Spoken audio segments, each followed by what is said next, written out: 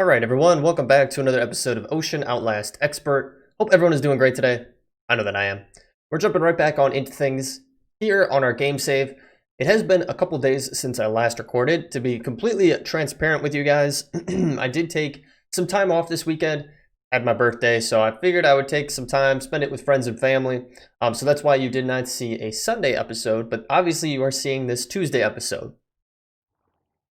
So, and I also went against the grain on our normal schedule. I think over the weekend we were supposed to have an episode of Ocean Outlast. Just didn't have the time to get a quality video out around it. So I ultimately went with Minecraft Dungeons for that. So I hope you guys did enjoy that. But obviously we are back at it today. I feel like this is kind of weird. Having me look at you and then my character look at you. It's kind of weird. But anyway.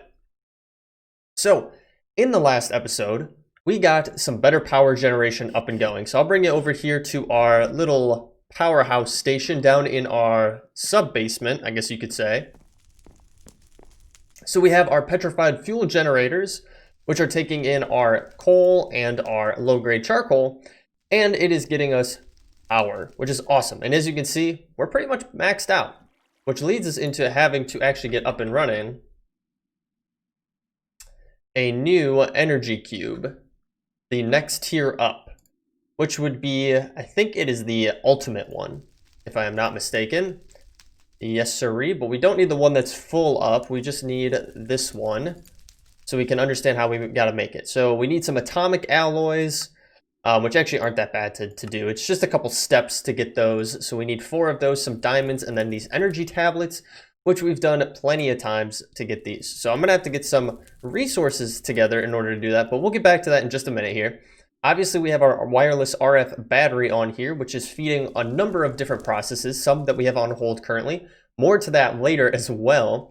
And then obviously over here, we have our charcoal generating system.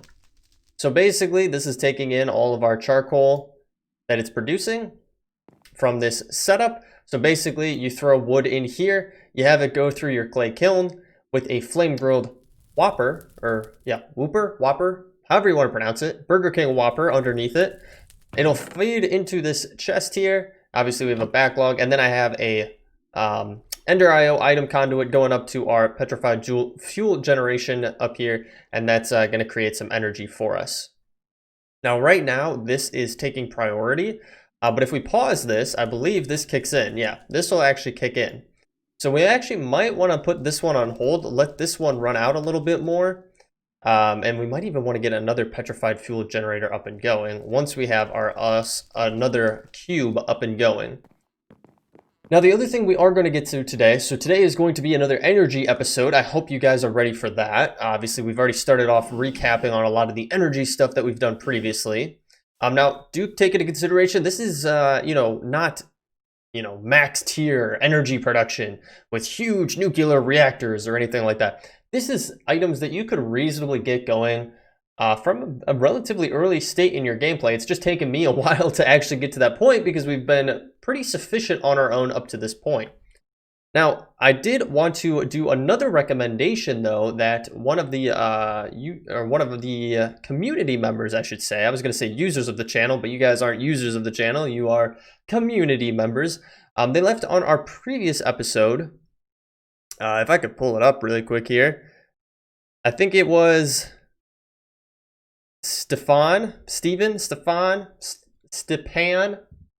I know I'm pronouncing it wrong in multiple different ways, but hopefully one of those was correct.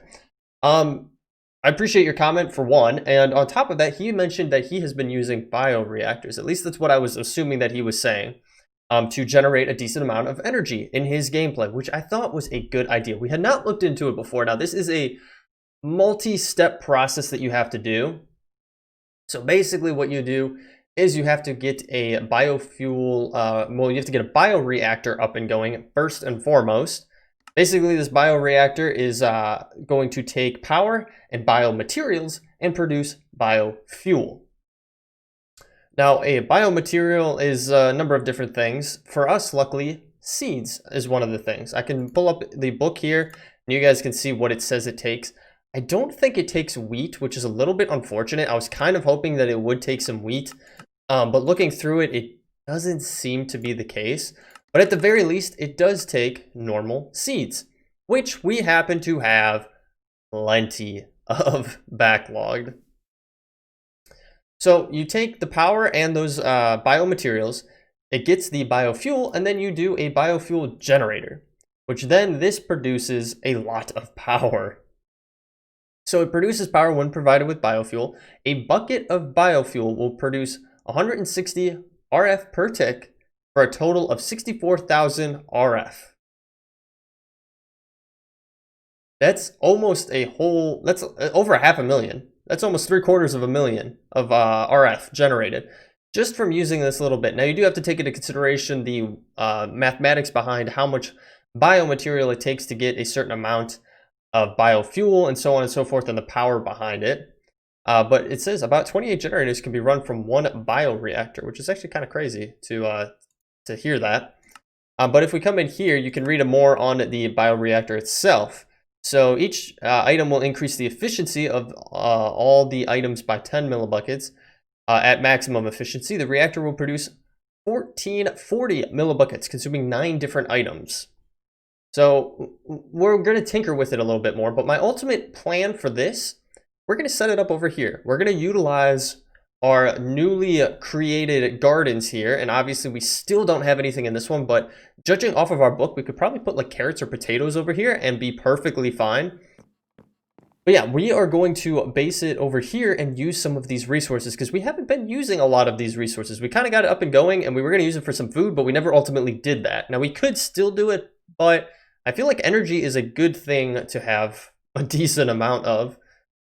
So I'm going to get it set up over here. Now, realistically, I could tie it into what we currently have.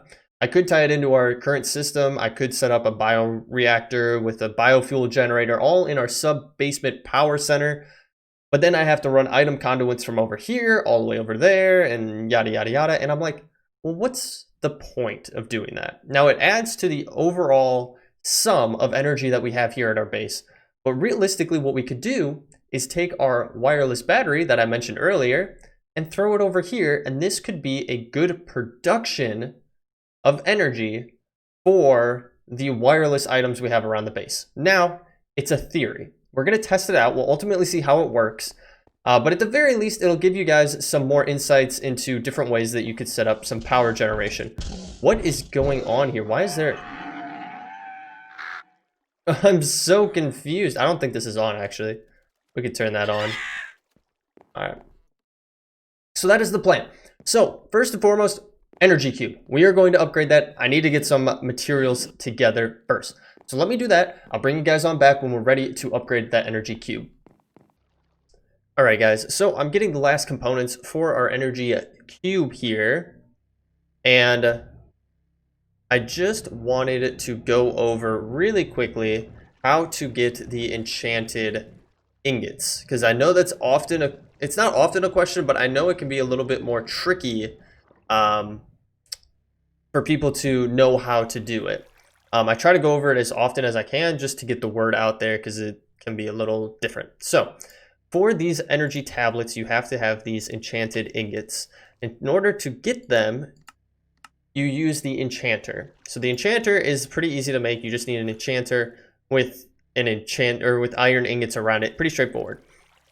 Then what you have to do is you take gold and lapis with a decent amount of RF, and you get the enchanted ingots. Now the enchanter needs to be surrounded by bookcases, and there has to be a decent amount of space between them. Just like so. And I think it has to be 15 bookcases or something like that. There's also another option that you could go for. I don't recall offhand what it is, but honestly, bookcases, pretty straightforward to do. So we'll get these boys in here. We're going to kick it up with our time in a bottle. It is going to drain out a decent amount of RF, but it has a backlog of it. So realistically, it should be perfectly fine to get the job done, and then it's going to recoup all of that over a period of time. So we now have everything that we need except for our energy cube. We got to go grab our 12 million energy cube from down here. So we will just grab it from the corner, and we'll open this up, and we do need to get our energy tablets actually. So let's get those made up. Those are unfortunately going to fill up with energy because we do have our flux capacitor on, which I should actually take that off. I should turn it off. Good thing to always remember to do, if you do rock a flux capacitor, make sure you're turning it off if you're dealing with anything with power, because otherwise there's a decent chance you're going to end up using that power into the new items that you have crafted up. But anywho, now we should have everything that we need. We just have to physically put in these last few items here. And bada bing, bada boom, we have a 51.2 million RF energy cube, which is a lot. That is quite a bit of power. So we can hook it back up. Now, I always get confused on the output, so I ultimately take off everything. So it looks like these two are the ones that we need. So this one is going to be an input, this one is going to be an output, and then we just have to figure out the top one here. Well, this wireless battery isn't going to be around forever, so we'll keep that off for the time being. I'm going to go to the side here, and then we got to figure out the top one. Okay, looks like that is the top, so that will be output as well for the RF battery. And we can just go like so, and everything should be running hunky-dory. Now we do have this one paused for the time being, but we could unpause it to let it drain everything out. And then obviously they both will be running because there's the demand from both of them, which is perfect. And we got plenty of low-grade charcoal backfilled in here, so we should be set, which is awesome. Huge storage amount in there, which is awesome. Now it does kind of beg the question, okay, should we realistically just pull into that one for our bio stuff? Now, realistically, probably yes. Probably would be the smartest thing to do. Run Ender IO conduit all the way over there and have it link into it and just have it set up that way. But we're going to try something different. Why would we go with the illogical thing to do here?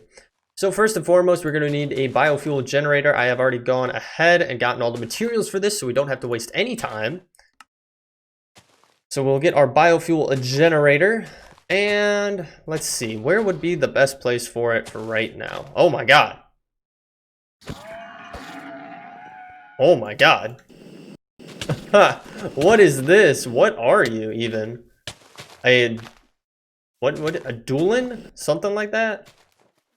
Well, this is where that creative flight comes in super handy, and we got him taken out. What did we pick up off of him? Nothing crazy. Some soul fire. What was that? Why did we take damage? Oh no, the soul orb disappeared, which is perfectly fine. So I think biofuel generator, we could probably have it set up right here. So this does take some power. We are going to have power for it. And then we are obviously going to have to run some conduit to it. So let's see, conduit. What do we got? Some item conduit. So what we shall do is run just like so. And then we are going to take that off there. This is going to be extract. We'll do green. We are going to want a filter, I think, because we don't want it pulling out each individual item here. Now, I guess we really could have set this up differently, but it is what it is. So we'll get an item filter here. Let's actually grab it right now. Why not? Item filter from Ender IO. We should be able to get one with relative ease. We do need a hopper. I always forget about that. I always forget to open up my controller here. There's our basic item conduit. We can throw this back here, which is awesome. And then we can whitelist things. So we're going to grab a seed. And we are going to go in here, pick that back up, and whitelist seeds. So we do need power.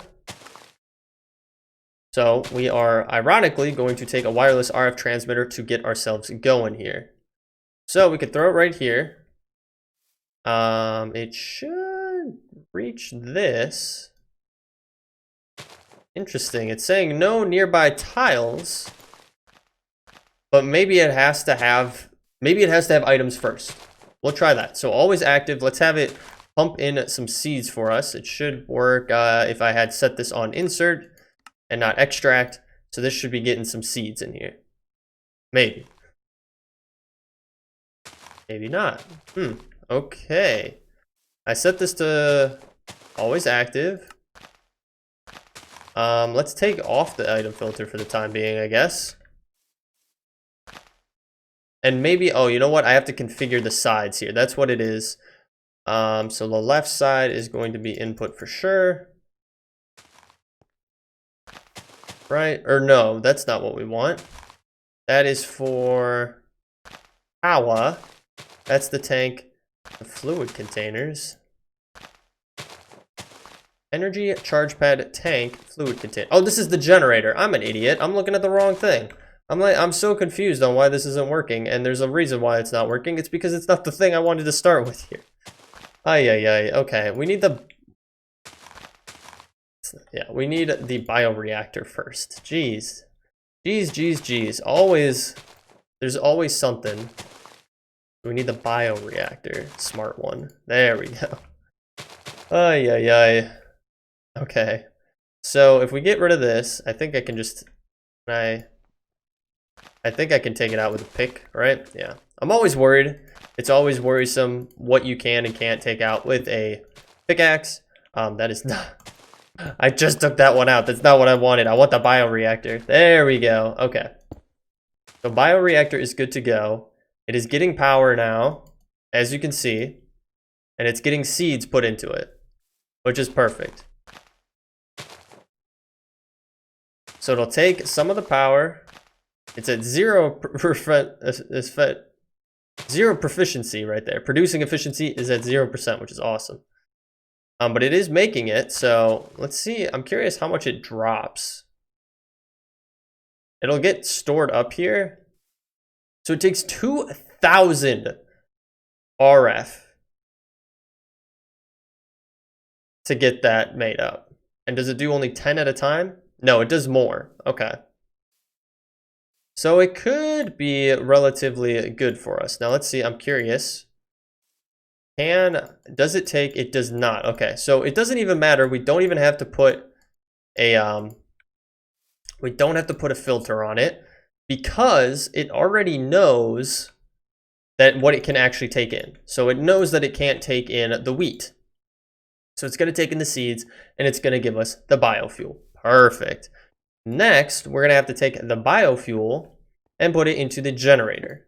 So we'll put it right next to it because I think we can do it without having to do it.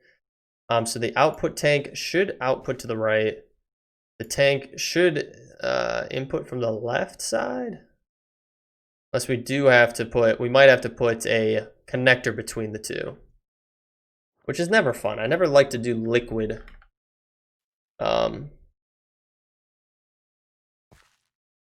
Or fluid ducts, not liquid ducts. Fluid ducts is what I need. If I could spell.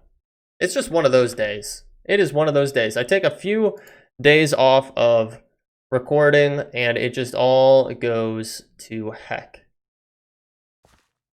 A fluid laser relay.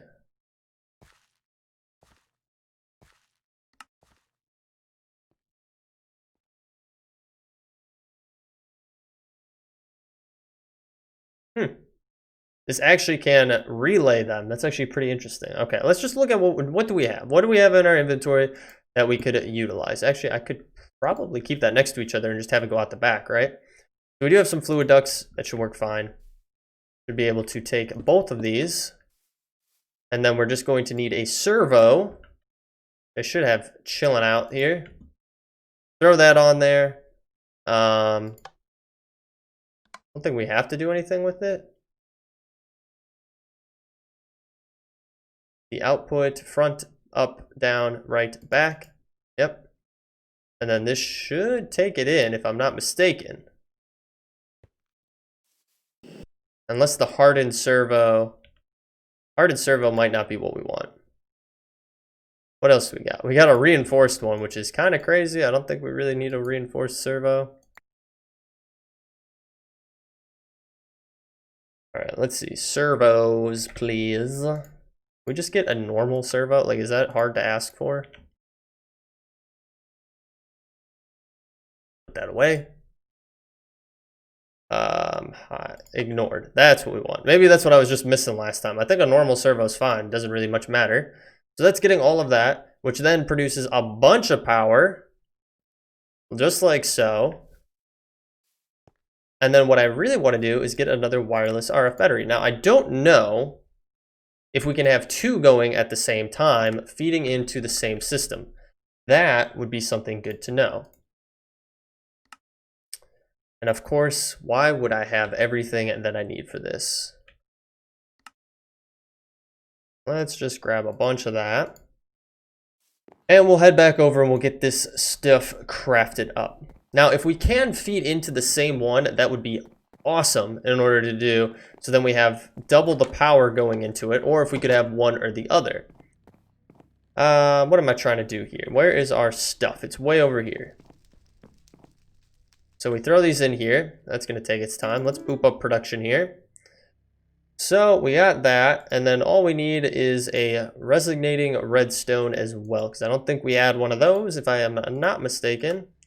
We'll grab one of those, and then we need 2 blocks of redstone, just like so. We'll throw them back into our inventory, throw that in there, and we'll grab these. We'll throw those in there as well, and then we should be able to get our wireless transmitter. Perfect, our wireless RF battery. So this is what actually sends out our additional wireless power.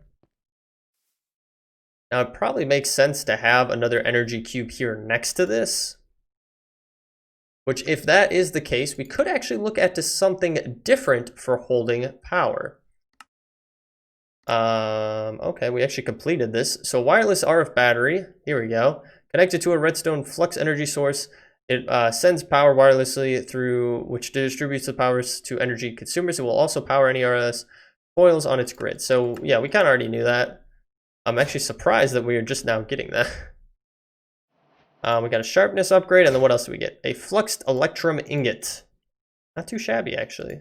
I'll definitely take all those. Okay. Anyway, I'm getting distracted. So, additional item that will store power for the time being. It was something that was added in. Here we go. Quantum flux, a quick bit cluster, level 1.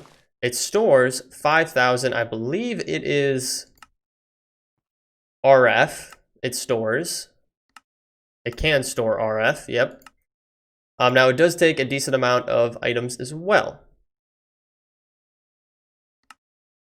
So it takes these quick bit or Quibit crystals and gold casings. These take ender crystals, wow, which takes quartz ingots to get some of those. But it would be kind of cool to do it because you know what? We do a lot of the same stuff here. We do a lot of the same materials, a lot of the same mods and things like that. It would be cool to switch it up. So why don't we go for it? We're going to go for it. We're going to try to get this crafted up. So let me get some of those materials together, and then I'll pull you on back once we are ready to actually craft up that new energy storage.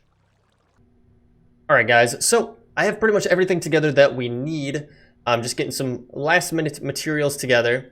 So one of the things that you are going to have is quartz ingots. Now in order to get these, as you can see, I'm using an induction smelter with sand and nether quartz dust in order to get the actual ingots. Now these are a little bit tricky to get.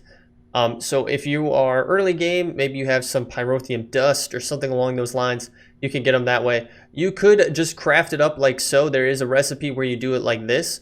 Super easy just to do it like that. I actually overlooked that when I started, so I kind of automatically jumped to an induction smelter.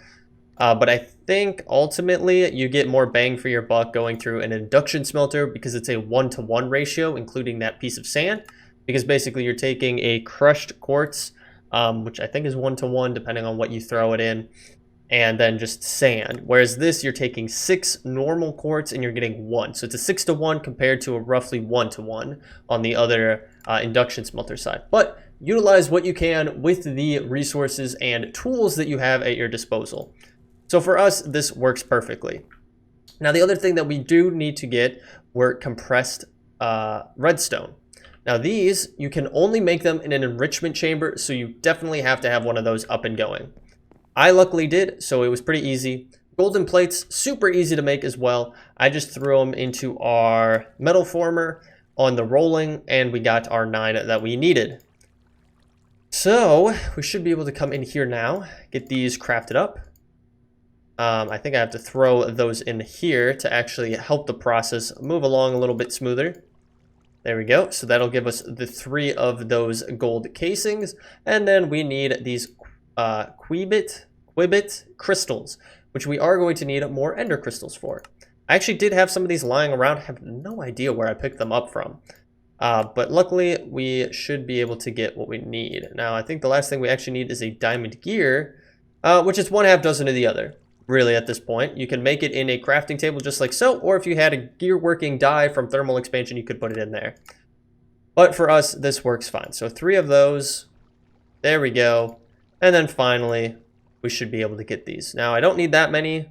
I actually may make a few more just to be safe to have them. And just like that, we got our Weebit cluster level 1.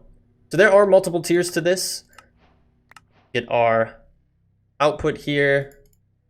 Get our cybernetic chest. We got a metal scraper, interesting. Throw that in there. But yes, there are different tiers. As you can see from this progression here, you can get a level 2, 3, 4, and all the way up to 5. The 5th one actually stores a lot of power.